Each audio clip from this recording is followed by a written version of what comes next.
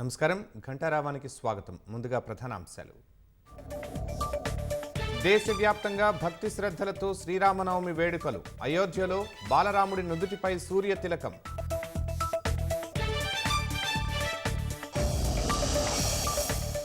భద్రాద్రిలో అంగరంగ వైభవంగా రాములోరి కళ్యాణం. పులకించిన భక్తజనం. మార్మోగిన జయజయధ్వానాలు.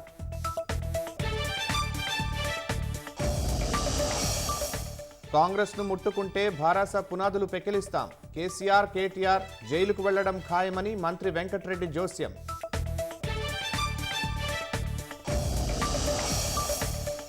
కాంగ్రెస్ పాలనలో నీటి కష్టాలు మళ్లీ వచ్చాయన్న హరీష్. గుక్కెడు మంచినీళ్ల కోసం రోడ్డెక్కే దుస్థితి వచ్చిందని ధ్వజం.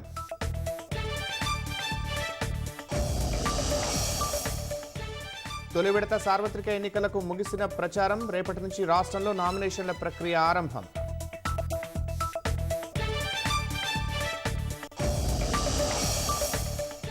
అరవై ఏళ్లలో కాంగ్రెస్ చేయలేనిది 10 ఏళ్లలో చేశామన్న ప్రధాని.